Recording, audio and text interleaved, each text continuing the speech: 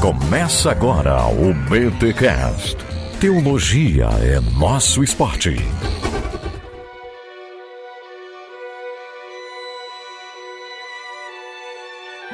Muito bem. Começa mais um BTcast de número 333. Eu sou Rodrigo Bibo e este BTcast é bendito. Eita! Nossa, foi aqui mal, é Rogério Moreira Júnior e o monge é o cara que foi pro retiro e esqueceu de voltar.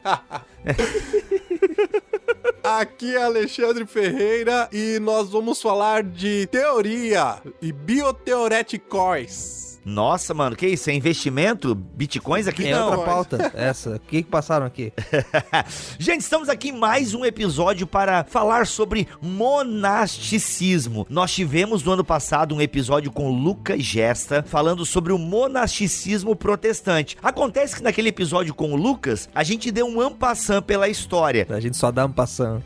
O Milho não tá aqui, mas o en passant sempre está presente. A gente deu um panorama na história e é claro, né? A gente foi mexer na seara de católico, mano. Os católicos falam, pô, vocês não falaram disso, não falaram aquilo outro. Aí como o Alexandre é amiguinho nosso, a gente falou, cara, então vem cá e vamos preencher um pouco mais essa história. Mas em defesa do Lucas Gesta, eu digo que eu pedi pra ele um panorama em cima do laço, não estava combinado, porque o objetivo era falar mais mesmo sobre a ideia protestante de monasticismo. E o Lucas, a gente dá uma, né? A gente deixa ele falar e 3 horas depois a gente vê que ele, né? Que a gente não chegou onde a gente queria. Justamente. Porque a gente dá margem pro cara e o cara tem bala na agulha, mas ele deu um en passant. E para o Alexandre, aqui a gente vai dar também uma oportunidade, porque vamos falar de coisas que não falamos naquele episódio sobre o monasticismo protestante, que se você quiser ouvir, ele está aqui na descrição deste BTcast. Bem, gente, para você ouvir esse episódio, é muito importante que você tenha ouvido o BTcast 294, Cristianismo Oriental, e o BTcast 310, Monasticismo Protestante, beleza? Mas antes, os recados do monastério.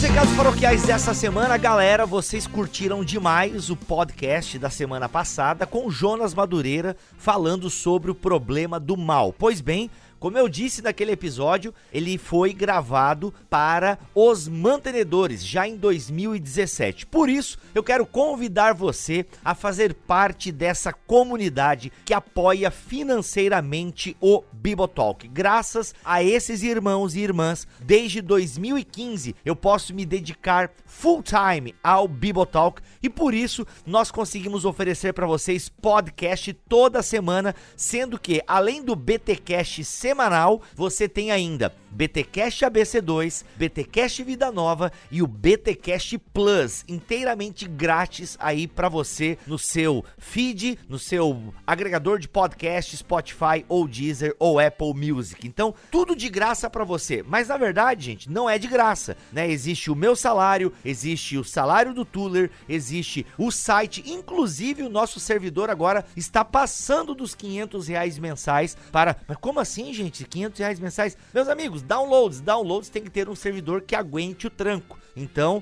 nós estamos aí com um servidor dedicado e tal, aguenta o tranco do tráfego aí que rola em bibotalk.com e fui avisado que, né, que devido a essa alta do dólar, Covid-19, isso aí tudo, teremos um aumento aí na prestação do nosso servidor. Então, não é de graça, vocês consomem de graça, mas tem pessoas que estão pagando por isso. E essas pessoas são os mantenedores que mensalmente tiram uma quantia, né, do seu salário, do seu ganha-pão e compartilham com o Bibotalk. Temos também os nossos apoiadores culturais, como a ABC2, a Vida Nova, a Thomas Nelson Brasil também, e é isso, são os nossos apoiadores culturais que investem aqui mensalmente. Então assim, gente, não sai de graça. Agora, o grosso do meu salário, né, e todas as contas que a gente paga, fora as ajudas que a gente dá também aqui, mensalmente nós ajudamos 2 integrantes do Bibotalk com ofertas, enfim, pagamos cursos, aquela coisa toda, a gente é uma comunidade onde a gente se ajuda, ok? Então o que acontece, galera? galera, vem dos mantenedores. A maior ajuda vem dos mantenedores. Por isso, eu quero convidar você a fazer parte dessa comunidade a partir de R$10 mensais, ok? A partir de R$10 mensais, você pode se tornar o mantenedor. Então, 10, 20, 30, 50, 75, 100, 200, quanto você puder, ok? E olha assim, gente, olha só que legal. Nós temos mantenedores que doam mais de R$100 e nós temos mantenedores que doam 10. Cada um doa conforme a sua possibilidade. E todos eles são tratados iguais lá na comunidade. Todo mundo participa do sorteio, todo mundo tem acesso às mesmas informações. A gente não criou uma categoria. E eu louvo a Deus por aqueles que podem doar mais e não se importam com isso. Sabe, tipo, não, tranquilo, eu não criei uma categoria tipo Gold, né, ouro, ó, quem doa mais de R$100 tipo, não existe isso, né? Lá todos são iguais. Então, galera, muito legal mesmo, é uma comunidade. Nós temos ali um grupo no Telegram, onde a gente consegue às vezes adiantar o BT Cash, os temas eu sempre passo com antecedência, sorteio de livro toda semana, ficam sabendo das coisas com antecedência, se inscrevem para os eventos com antecedência, enfim, é uma comunidade que a gente procura estar ali servindo também, tem bate-papos muito legais que ocorrem, a gente tira dúvidas, muito bacana mesmo. Só que assim, eles nem estão lá por conta disso, eles estão lá porque querem que essa obra continue. E outra coisa, os mantenedores têm o BT Cash M, que é um podcast bimestral exclusivo para os mantenedores. E mano, tem cada episódio lá, meu amigo, rapaz, tem um de oração aí que muito bom, tá eu, o Cacau e o Rogerinho, se eu não me engano. Que episódio de oração foi aquele? É isso, torne-se um mantenedor do BT Cash e nos ajude a continuar produzir boa teologia na internet. Vocês têm ouvido aí as heresias, né? Vocês têm ouvido aí a galerinha nova que atrai muita gente falando coisas que são contrárias à tradição cristã e à própria escritura. Pois bem, valorize e apoie quem está na internet produzindo bom conteúdo, ok, gente? E uma coisa que a gente sempre deixa bem claro: jamais tire da sua igreja para se tornar um mantenedor. Jamais, por favor, continue sendo ofertante, dizimista aí na sua tradição. Jamais tire dela para nos dar, ok? Nós somos missionários, então é uma oferta missionária que você está dando. Se você está sem igreja local, ok, quer destinar as suas ofertas e dízimos para cá, tudo bem, mas a gente sempre diz e orienta: poxa, tomara que você arrume logo uma igreja local. Tá bom, gente? É isso. Vem com a gente, porque nós precisamos da sua ajuda para continuar. E olha só o testemunho aí de um de nossos mantenedores. Confere aí. E depois vamos pro episódio. Meu nome é Breno Isenhagen, da Igreja Batista da Paz de Cuiabá. Eu sou mantenedor do Bibotalk por 3 razões. Primeiro, pela seriedade em relação a cada assunto teológico que o podcast trata. Segundo, pelo equilíbrio entre visões diferentes de cada um desses assuntos. E terceiro, o tempero de bom humor de uma boa conversa entre amigos que cada episódio nos traz. Deus os abençoe.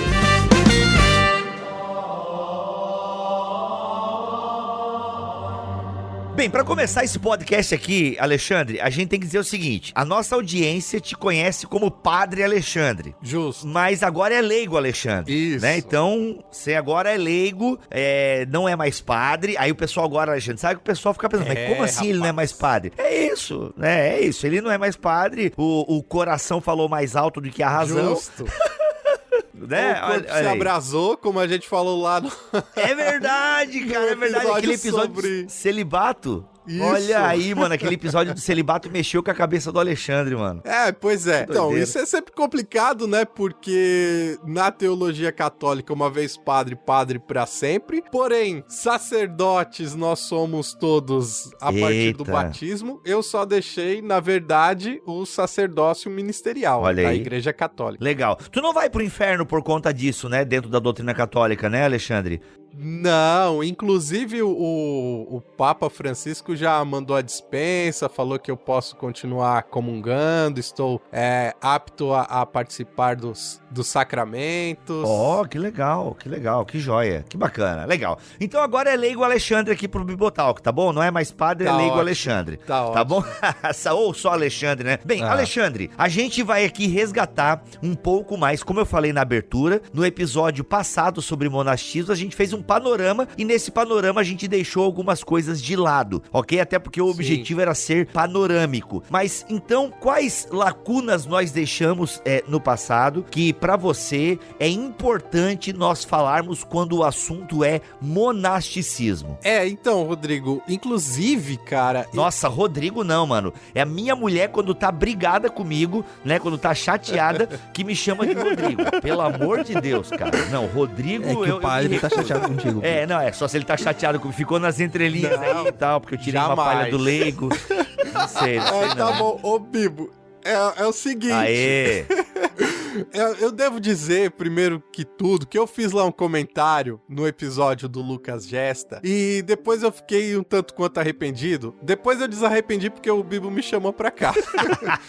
Mas depois eu falei, cara, como eu sou besta, né? Ficar querendo confrontar. Mas enfim, eu quero dizer que o Lucas, ele mandou muito bem, assim, muito daquilo que ele falou, de fato, assim, me encheu o coração, porque ele falou coisas importantíssimas, não só nesse sobre monasticismo, mas naquele outro também, acho que foi sobre Igreja Oriental, né? Sim, a gente vai voltar, inclusive, esse ano, falar sobre Igreja Oriental e com, inclusive, um cara que é padre dessas comunidades oriental. Vai ser massa, aguarde. Ótimo. E aí, eu, assim, na verdade, fiquei um tanto inquieto, porque eu tô cozinhando a coisa por o outro lado, né? Então, a ideia aqui é tentar complementar e de maneira nenhuma contradizer ou confrontar, né? E porque, lógico, o cara mostrou já o quanto que ele conhece, e por ser um protestante, inclusive, um evangélico, pra mim é algo surpreendente, o quanto ele sabe sobre vida monástica e tudo. Dito isso, eu devo dizer também que eu fui padre, mas não fui monge. Então também tem uma visão tanto quanto distante disso, né? E eu queria trazer aqui pra vocês uma visão filosófica da coisa. Porque às vezes isso eu não trouxe as minhas ervas, peraí. Isso, pode Gente, erva mate, galera, erva mate, calma. Erva mate. Tá, vamos lá. O BTcast não é piadinha não, irmão, aqui é conteúdo. Aqui tem conteúdo, Rogerinho. Justo. Então vamos lá. Por que a gente tem que falar de filosofia, né, nessa história sobre monasticismo? Primeiro, porque se você pensar no período interbíblico, você tem um hebraísmo, um judaísmo, que ele começa a participar ou a ter uma influência grande do helenismo, correto? Sim. Não dá pra nós deixarmos isso de lado. Sim, boa parte dos judeus tem a ala helenística e tal, tem uma influência fortíssima ali. Sim, os judeus na diáspora, e eu acho que esse é um ponto importante, porque o cristianismo vai nascer nesse contexto, né? E vai ter uma grande participação ali no seu nascimento nas comunidades judaicas fora de Israel. E aí a gente precisa entender esse contexto da cultura helênica para poder entender esse cristianismo que vai nascer e, consequentemente, a vida monástica, contemplativa, que a gente precisa falar aqui. Né? Então, acho que o primeiro ponto pra gente fazer essa arqueologia da vida monástica a partir da filosofia é lembrar o significado da palavra teoria. Nossa. Porque hoje, o que a gente entende como teoria? É aquela coisa que a gente fica pensando... Que fundamenta a prática, ou que é contrária à prática para alguns, né? Eu creio que a teoria fundamenta a prática. Para alguns, a teoria é uma coisa, a prática é outra. Isso aí só funciona na teoria. Exato. E, na verdade, para o ambiente grego daquela época e para filosofia nascente, aí a gente pode falar de Platão, mas também das escolas que vêm depois, sobretudo o estoicismo e epicurismo. Caraca, essas escolas influenciaram bastante mesmo a parada da época lá. Exato. O judaísmo, boa parte do judaísmo e tal, verdade, estoicismo. Alguns que influenciou até Jesus, mas isso aí deixa para outro momento. Sim, a gente, talvez não seja uma seara que a gente precisa entrar, mas a gente não pode deixar, não pode... digamos, fingir que isso não era uma possibilidade. Né? E talvez aí eu já me entregue dizendo que talvez eu concorde com isso. Mas o ponto é que teoria, para o grego e para essas escolas filosóficas, significa entrar na sua, digamos, na sua mente, naquele recolhimento da sua intelectualidade. A própria palavra intelecto tem esse sentido de se recolher ao seu interior. Ou ainda, quando Jesus diz lá no Evangelho, entre no seu quarto e faça sua oração, lá em Mateus, se eu não me engano. Então, isso tem tudo a ver com a ideia de teoria dos antigos gregos, né? Teoria é você deixar o mundo externo e fazer essa viagem interior, né? Que nós poderíamos falar de meditação, de recolhimento, que depois vai se contrapor à vida prática, né? Como o Bibo falou, a teoria fecunda a vida prática, ou esse movimento reflexivo, interno, meditativo, te ajuda a viver melhor a vida prática. Ou seja, a teoria é uma viagem para dentro de si. Justamente. Ou é um momento de eternidade onde você, no nosso caso, que somos cristãos, encontramos com Deus para poder estar bem no mundo externo. No caso... então teoria tá ligada à meditação, se eu tô entendendo bem aí. A meditação, a reflexão. Reflexão. A vida intelectual. Porque assim, a gente às vezes tem aquela coisa, por exemplo, você vai falar de ciência, né? E aí, às vezes a gente logo pensa no laboratório, um monte de equipamentos. Exato. Mas tem toda aquela parte da ciência que é a pessoa ficar dentro de si pensando, né? O Einstein fazia isso, né? Tipo, aquela coisa de ficar imaginando aqui dentro o que tá rolando, que às vezes você nem consegue ter um instrumento que consiga medir, né? Então, e isso é uma coisa que a gente vê lá nos gregos, eles falando dessa coisa, já que não tinha muito o que fazer, já que não tinha uma Netflix, já que não tinha um podcast pra ouvir, eles ficavam dentro da própria cabeça imaginando as coisas, né? Era o que tinha naquele tempo. Então, é esse movimento, então, pra dentro, mas que não tá ligado simplesmente a uma meditação, a aquela coisa meio zen de vaziar a cabeça, mas sim de ficar dentro de si, meditando, ruminando, né, pensando e trabalhando ali dentro da cabeça mesmo. Seria isso? Seria isso. Então, para as escolas, digamos, helenísticas, e aqui dando o exemplo das maiores e as mais influentes no mundo greco-romano, estoicismo e epicurismo, a teoria é você fazer isso que o Rogério falou. Não com uma conotação, digamos, do Deus de Israel, ou o Deus que Jesus nos apresenta, o Pai, mas de alguma maneira sim, já com um rastro religioso, porque eles começam a mudar a concepção de Deus. Aquele Deus antropomorfizado lá da literatura de Homero, das estátuas greco-romanas, eles começam a perder a força, e nesse período, que para nós seria o século III antes de Cristo, mas vai até o segundo depois de Cristo, esses deuses romanos e gregos, eles têm cada vez mais características abstratas. Então, a teoria seria esse entrar dentro de si para estar com esses deuses das abstrações, dos conceitos, de você pensar o que é a força, o que é a natureza, o que é a justiça. Então, esse é o exercício dessas escolas. Escola jedaísta, inclusive, né? Os Jedi já são desse tempo aí, o que é a força, né? E que a força... Qualquer semelhança é mera coincidência, né? Olha aí. Então aí. Aliás, o Rogue One é muito massa, né? Só um comentário bobo aqui. Rogue One, a força tá forte. Beleza. Perfeito. Tem aquele monge, velho. Isso, parece um monge. Justo, lá, então. Exato, aquele personagem. Eu sou um com a força é um comigo. Eu dormi em Rogue One, desculpa. Eu só dormi na primeira vez, na segunda eu gostei. Sacanagem, eu sei que você quis me cutucar, seu panaca. Não é massa. Eu dormi, sério, nem lembrava desse teu pecado. Nada. A melhor aparição do Darth Vader é em Rogue One. Mas tudo bem, volta lá. Vamos lá, pronto, fecha parênteses. Aqui é conteúdo, pô. De qualquer jeito, Bibo, essa linha que eu tô traçando aqui, né, bem diferente daquele outro programa que vocês fizeram, quer trazer exatamente esse ponto de contato entre... É o background, praticamente, né? Não dá pra negar as influências, Sim. né? E não só do mundo helênico, como depois a gente vai ver que também influenciou o mundo judaico, e sobretudo o mundo judaico da diáspora, mas também, se você for perceber, tem também alguma coisa de contato com o mundo do Extremo Oriente, né? Que já está gestando também algo de monasticismo.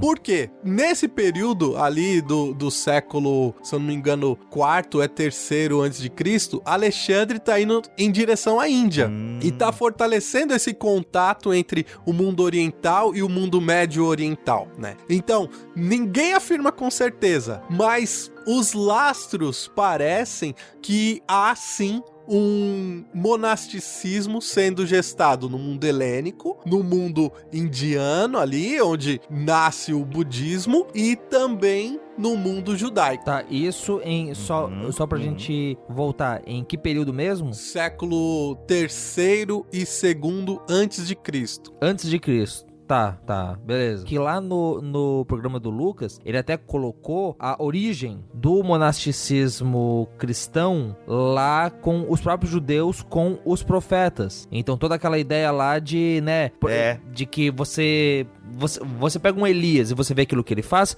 já é meio monge, né? Já parece monge o Elias das escolas. E eu não lembro se o Heinck falou isso lá nos episódios dele, mas isso seria uma coisa, eu não sei se isso viria da região, se isso seria uma coisa que nasceu em Israel. Exato. Então, a gente caminhando um pouco pra frente, vai perceber que algumas coisas da escola estoica e da escola epicurista tem tudo a ver com isso que depois Filon de Alexandria apresenta já como um proto-monasticismo, né? Então, um conceito caro, por exemplo, do estoicismo é a ideia de vida contemplativa, né? A bios theoretikos. Olha só. Que nada mais é do que isso que a gente falou, que é o pautar a vida não por aquilo que é externo, mas por este movimento reflexismo, né? Já o epicurismo tem um conceito interessante, primeiro, que é de vida em comunidade.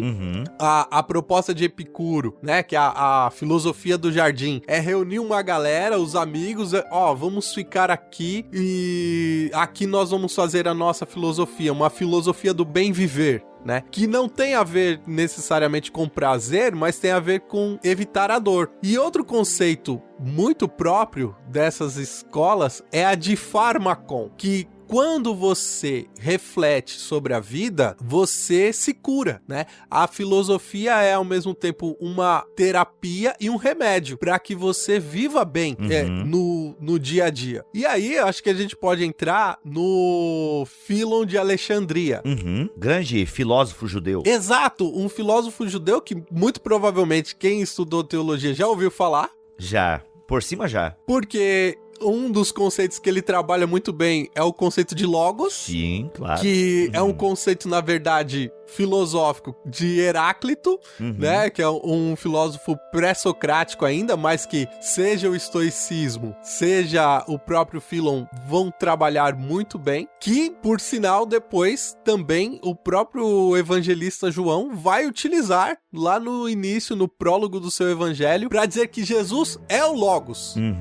Mas o Filon, ele tem uma obra chamada De Vita Contemplativa, ou seja, sobre a vida contemplativa, que ele vai fazer uma elegia a uma comunidade chamada os Terapeutas do Deserto. Caraca! Que, se você for ver, é praticamente uma comunidade monástica, né? Tem todas as suas regras. Então, é uma comunidade que se pauta nas escrituras, sobretudo no Antigo Testamento, ou seja, uma escola que ela deve ter começado a existir no século I antes de Cristo, pautada nas Sagradas Escrituras judaicas, mas que de alguma maneira trouxe esse aparato filosófico, sobretudo do estoicismo, para o epicurismo, para a vivência da sua fé. Parecido com os essênios quase, né? Os essênios tinham uma parada meio desértica também e tal, pá. Justamente, né? Que, inclusive, aí se diz, os estudiosos, se essa comunidade eram já os essênios,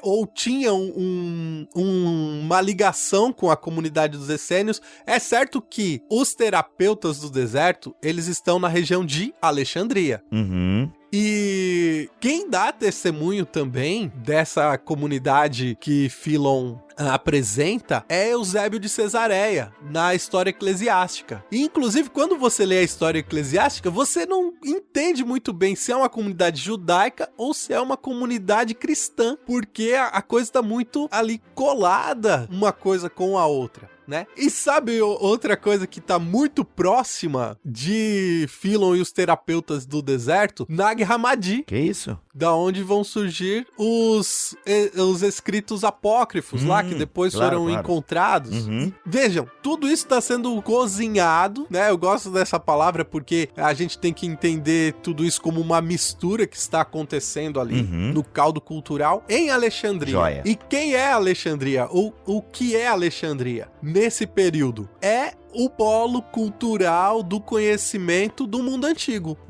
Você tem uma das 7 maravilhas do mundo, que é o farol de Alexandria, que é, digamos, um símbolo para dizer que Alexandria ilumina todo aquele mundo mediterrâneo, mas também norte-africano, mas também do Oriente Médio. E tem também a famosa biblioteca de Alexandria. Philon, nesse período que nós podemos dizer é contemporâneo a Jesus, Philon nasce mais ou menos na última década do primeiro século, ali mais ou menos no ano 15 a.C., vai morrer mais ou menos em 45 depois de Cristo. E olha só, nesse período do cristianismo nascente, ele é como se fosse o embaixador do Império Romano em Alexandria. Eusébio de Cesareia vai dizer, inclusive, que ele encontrou com Pedro e deu toda a força para que a igreja se instaurasse em Alexandria, onde Marcos, o evangelista, se torna o primeiro bispo, né? O patriarca de Alexandria, que vai ser uma das 5 pentarquias, da onde vai surgir a igreja copta, né? A igreja copta requisita essa fundação sobre Marcos, o evangelista, o discípulo dileto de Pedro, o apóstolo. Caraca. O autor, então, o Marcos Evangelista, o cara que escreveu o Evangelho de Marcos. Justamente, que inclusive se diz que o Evangelho de Marcos é o Evangelho de Pedro, né? Sim, isso sim. Teria ouvido do próprio Pedro e teria colocado no papel e tudo. Esse Marcos é que funda Alexandria. E nessa Alexandria está essa escola filosófica, mas também judaica, dos terapeutas do deserto. O que fazem? São grupos de homens e mulheres, se diz, que estão em pequenas localidades espalhadas ali naquele contexto egípcio, que é bastante árido, e em determinados momentos eles se juntam para rezar. Em outros determinados momentos eles estão, digamos, nessa vida contemplativa, cada um ou meditando a palavra, ou rezando e tal. Eles são ao mesmo tempo expressão de igreja ou de sinagoga, porque se juntam. E em determinado momento eles são eremitas, porque estão separados e vivendo essa vida, digamos, fora do mundo. Tá, mas assim, tipo, quando a gente ouve falar do monasticismo, até do jeito como o Lucas falou, a gente tem aquela ideia, assim, que o próprio caso de Elias, né? Você tinha lá Acabe, aquele rei que era mau, aquele rei que tinha desprezado a religião de Israel, e aí, de repente, você tem essas pessoas que saem da sociedade e elas vão pro deserto para lá viverem uma vida mais santa, certo? Do jeito que você está falando, incluído dentro desse cenário ali do que acontecia ao redor, tá me parecendo que são mais pessoas assim, eu quero uma vida mais saudável, e por isso eu vou pro deserto. Não parece uma coisa tão ligada à religiosidade, à piedade e à devoção. Faz sentido isso que eu tô falando? Faz. Exatamente. Porque é importante isso, Rogério, porque você tá trazendo um lado da história, né? Digamos que para nós cristãos, ele é mais recorrente. Nós costumamos ver as coisas por este lado. E eu custei a entender que tem este outro lado da coisa, que tem mais a ver com essa cultura helenística, que não é só uma questão de devoção, de piedade, mas tem também esse aspecto, digamos, de vida saudável, mas também de uma vida dedicada à intelectualidade. E aí a gente não pode comparar o nosso estilo de vida com aquele lá, como se essas coisas estivessem separadas, mas exatamente o contrário, que essas coisas estão muito juntas, muito interligadas nesse mundo antigo. Sim, aquela coisa da... até mesmo, eu imagino que pros gregos isso não seja tão comum, mas aquela coisa bem judaica de que tudo é uma coisa só, então tanto que a tua devoção diz o que tu come, e as duas coisas elas caminham bem próximas. Eu diria que pro mundo grego isso também vale, né?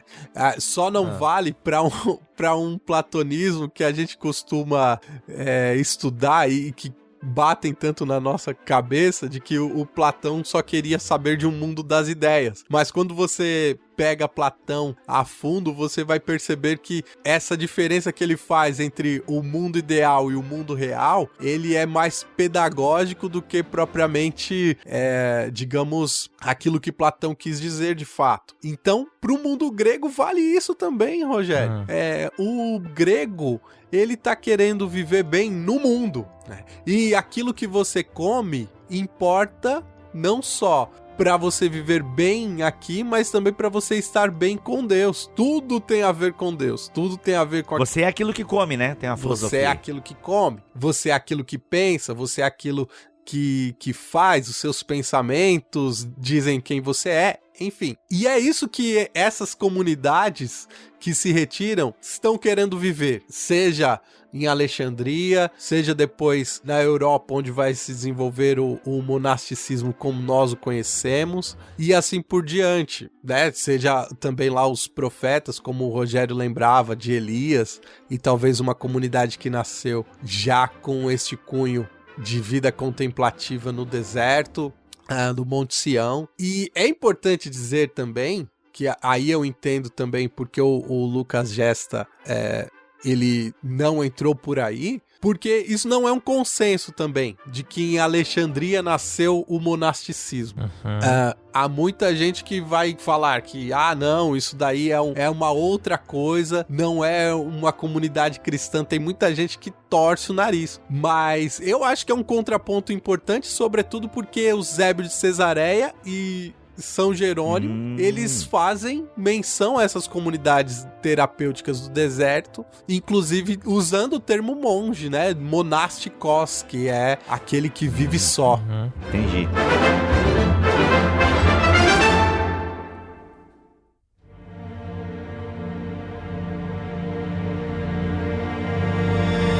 Como nós vimos, pelo próprio nome dessa comunidade de Alexandria, os terapeutas do deserto, esse grupo, ele tem a preocupação com o quê? Com a saúde, não só física, digamos, mas a saúde do espírito, ou digamos, saúde mental, né? É uma saúde integral. Exato.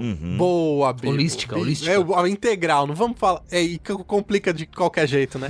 Integral, holística, tudo tá contaminado hoje em dia. Mas a gente não pode ficar preso aí porque algumas pessoas sequestraram as palavras. Não, é holístico, é uma saúde holística, integral. É uma saúde do todo, é uma saúde... continua. Justo. Então, essa comunidade terapêutica, digamos assim, tinha esse caráter também de as pessoas trazerem os doentes, seja para que orassem, seja que, por exemplo, você tá numa peregrinação, precisa de cuidado, então você fica ali com os monges, né? Os monges te acolhem, né, nesse seu trânsito. São pessoas que ao mesmo tempo viviam com muito pouco, mas o pouco que eles tinham servia também à hospitalidade. Caraca. E essa palavra, ela é muito importante, seja para a tradição judaica, seja para a tradição cristã. Hospitalidade. E aí uma outra experiência que talvez é importante nós citarmos antes de chegarmos em São Bento, é São Basílio Magno, um dos padres capadócios, que tem toda uma formação helenística também, clássica. Olha aí a teoria, né? Olha a teoria aí.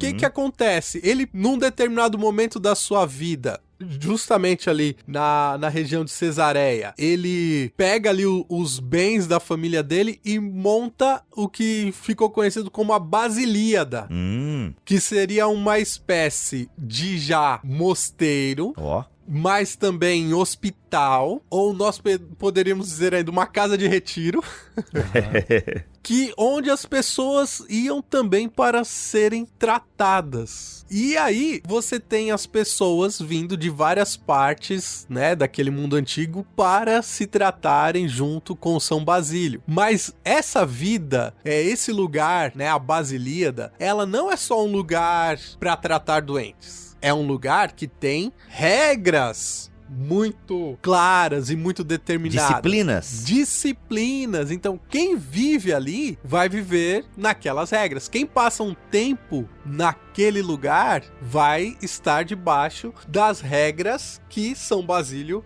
escreveu. Então, ele escreve duas regras, as chamadas o pequeno asceticon e o grande asceticon. E aqui vale lembrar também que é uma coisa que muitas vezes a gente esquece.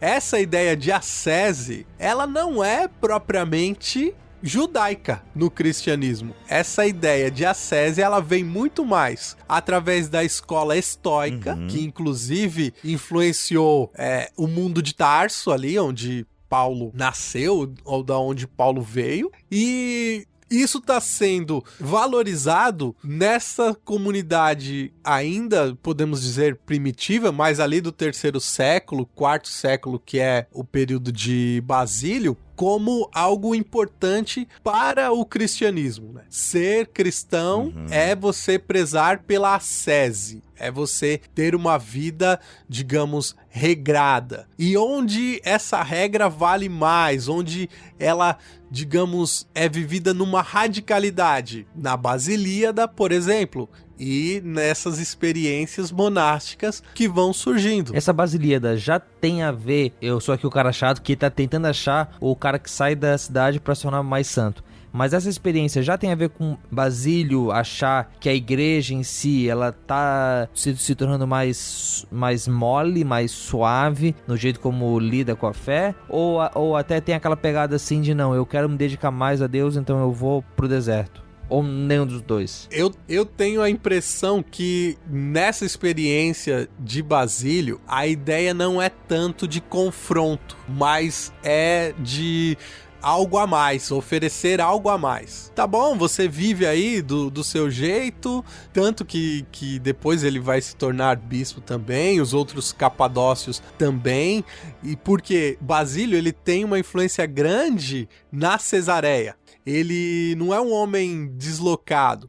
E essa ideia também vai perdurar por toda a Idade Média europeia. Os mosteiros, eles não são simplesmente algo separado do mundo, mas é um polo onde as coisas acontecem e é um referencial para quem está ali ao entorno. Então, a Basilíada, ela é muito mais um polo onde as pessoas podem falar, quando eu preciso de ajuda eu já sei onde eu vou, do que propriamente ali é o pessoal que não quer se misturar com a gente. Tá, assim, tu usou a palavra polo. Assim, então é uma coisa parecida, é uma ideia parecida, por exemplo, a gente tem um polo universitário. Não quer dizer que quem não tá dentro da universidade não estuda, que a vida intelectual só existe dentro da universidade, mas é ali onde o pessoal se aplica mais a isso, e também é ali que você vai até achar isso, gente mais dedicada que vai além naquilo que faz ali. Então, ligando isso que você tá falando com aquela ideia da vida teórica, o monastério então seria esse polo. Esse monastério que você fala seria esse polo onde se concentra pessoas tanto que vão buscar Deus, quanto pessoas que vão se dedicar a cuidar dos outros. Mais ou menos uma pegada como aquilo que Paulo fala em 1 Coríntios 7, de o solteiro cuidar das coisas de Deus. Então vocês conseguem se dedicar às coisas de Deus? Será? Rogério, a gente pode encerrar por aqui, porque você avançou as 10 casas e matou a pau. Aí, eu não queria, querido. Eu estraguei o brinquedinho, desculpa. Não, foi perfeito, cara, porque é exatamente isso. A nossa universidade, ela é devedora dessa experiência cristã. Olha aí. Seja no Oriente, seja no Ocidente, os mosteiros, eles vão ter essa pegada de polo, seja intelectual, seja de hospitalidade, né? Então, a gente poderia falar também dos hospitais universitários, né? O lugar onde quem está treinando ali também já oferece algum serviço. Os mosteiros tinham esse caráter, né? E aí, quando você vai pro Oriente, inclusive o Lucas falou muito bem que, por exemplo, lá no mundo islâmico, que vai surgir depois, lá no século VIII, o Corão vai dizer, não toque no monge sírio, né? Não toque no monge cristão. Por quê? O monge, ele é o detentor do saber. Ele é um que cuida de quem tá doente, o cara da caridade. A Basilíada, ele é o lugar, é a cidade da caridade, né? Da caridade cristã, com um aparato que não é só você dar o que o outro precisa, mas montar uma estrutura para acolher o outro. E, cara, seja lá as experiências sírias de monastério, seja as experiências do mundo ortodoxo, seja depois as experiências europeias, elas vão ter esse caráter exatamente de lugar onde depois vão surgir as casas do saber, as escolas do saber. E com certeza, depois as nossas universidades, elas vão carregar essas marcas de aqui é onde você entra e você pode recolher algo que está guardado, que pode servir para o mundo lá fora. Não à toa, se você for perceber a história do cristianismo e das universidades, que em Paris você tem a escola escolástica é engraçado, né?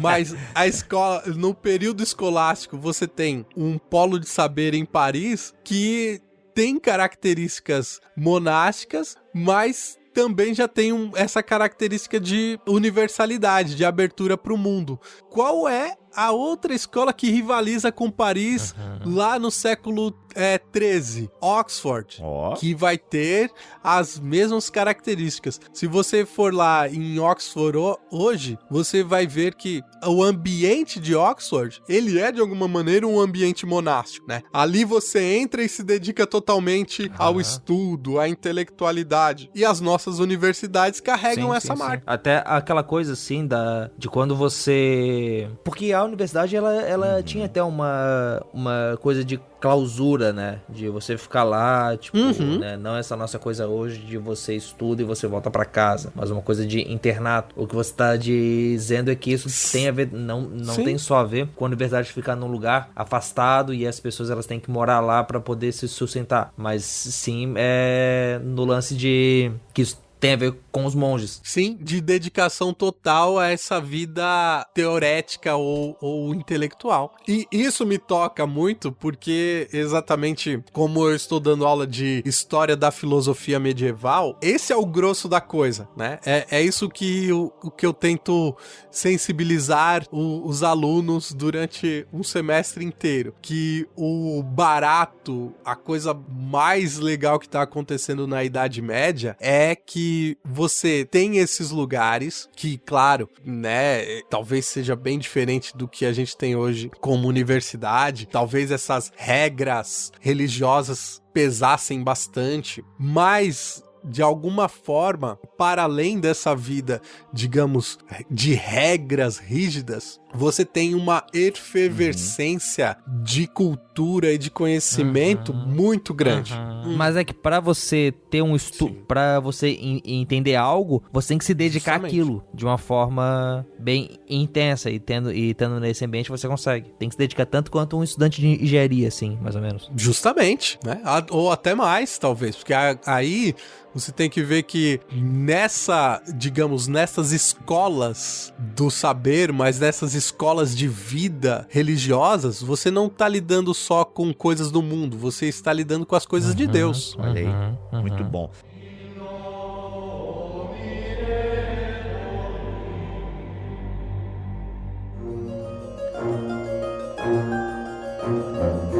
E aí, padre, então em relação a tudo que você falou, dá um fechamento pra nós aí, porque a gente voltou bastante na história, né, filosofia, entendemos bastante as influências, é inegável que há algumas influências estoicas, né, na postura de Paulo, de Jesus, ainda que outras posturas, né, a gente percebe que não é uma absorção total, né, tem coisas que destoam do estoicismo e tal, então a gente percebe que é algo próprio, né, tanto de Jesus como de Paulo e tal, mas as influências, bem, a gente aprendeu isso muito com o André Heinck aqui, com os outros da Bíblia, as influências são inevitáveis, né, mas como é que a gente amarraria? Tu acha que com esse papo da universidade a gente amarra legal? Ou tem alguma coisa no teu coração e na tua mente aí, eu falei padre de novo, eu acho, né, mas enfim, é leigo, não, mas boa. padre no sentido de papito, né? É padre pra sempre agora. Padre pra sempre, aí nossos corações sempre será. Nada a ver. Ô, Alexandre, o que tu acha aí? O que tu acha pra gente amarrar esse episódio aqui, então? Ou tá amarrado já? Em nome de Jesus, aleluia. Eu acho que essa sua fala é importante, Bibo, porque, de fato, o cristianismo, ele, ao mesmo tempo que ele flerta com esse mundo grego, ele também se contrapõe, né? E a contraposição também é frutuosa, no sentido de que se não houvesse contraposição, talvez não tivesse desenvolvido tantas coisas próprias. Então, eu acho que a gente fez um percurso legal de coisas que não foram ditas, mas ao mesmo tempo não dá pra você ouvir este programa sem ouvir o outro com o do Lucas. Digamos, aqui é um complemento, eu acredito que salutar, que são nesse sentido de que essas comunidades, elas querem uma sanidade que caminha junto com a santidade. Olha aí. No fim, eu acho que o fechamento é esse. É a gente perceber que a proposta, seja do mundo antigo, seja do próprio cristianismo, e aí dessas comunidades contemplativas, é chamar você a estar no mundo de uma maneira sã, né, que você não seja consumido pelo mundo. Eu lembro que uma das coisas que se colocava, que vocês falavam poxa, mas então eu tenho que deixar tudo pra poder viver o cristianismo como se deve? E no fundo não é isso, né? No fundo, essas experiências servem pra você perceber que se você se dedica à vida interior, isso é o importante. E seria muito bom se todos nós pudéssemos viver afastados das tentações, das dificuldades. Mas se não podemos, que nós pelo menos priorizemos a vida de interioridade, a vida de espiritualidade. O que de alguma maneira, pra nós é um chamado a sermos monges urbanos.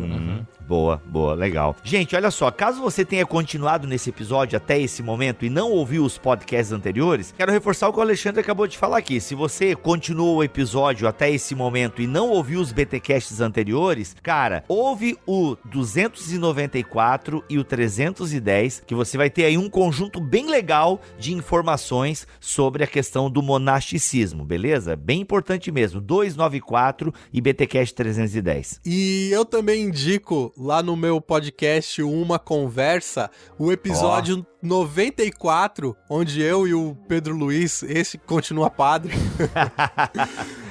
nós falamos sobre cristianismo, pensamento oriental. Na verdade, nós fizemos ali um exercício de desmontar um pouco essa ideia de ocidente e o tal do pensamento judaico-cristão ocidental, que talvez não seja muito bem isso que se pinta por aí, mas aí você escuta as nossas loucuras lá, que tem conteúdo também, tem muita zoeira, mas tem conteúdo. Tem conteúdo, que legal. O link está aqui na descrição deste BTcast. Eu vou ficando por aqui, sou Rodrigo Bibo e teologia é o nosso esporte. Aqui é Rogério Moreira Júnior e Bibo. Eu preparei hoje, eu fiz o dever de casa, fiz a entrada e fiz também a saída, mas a saída era de Tomás de Kempis. Posso ler um trechinho dele ou a gente deixa pro próximo? Manda. Então, tem um trechinho do... Assim, se você não leu Imitação de Cristo, do Tomás de Kempis, leia. Ele é um livro devocional muito bom. Eu ia dizer que ele é gostoso de ler, mas ele não é gostoso de ler, porque ele bate na gente às vezes com muito vigor. Mas as ideias, a devoção que ele traz ali é muito bonita. E tem um trecho que eu gosto muito que é o seguinte: não há, portanto, santidade nenhuma se tu, ó Senhor, retiras tua mão. Não há sabedoria se tu cessas de nos governar. Não há coragem que ajude se tu não nos preservar. Nenhuma castidade é segura se tu não a protegeres. Porque não há nada que nos vigie se não fores tu, nosso sagrado guardião. Porque se formos deixados por nossa própria conta, afundamos e perecemos. Mas somos visitados por ti, erguemo-nos e vivemos. Somos instáveis, mas por ti somos confirmados. Esfriamos,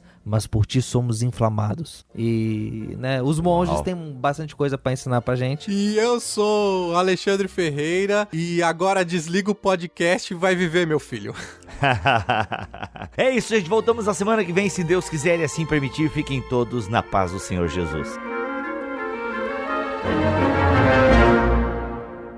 Este podcast foi editado por Tuller Bibotalk Produções.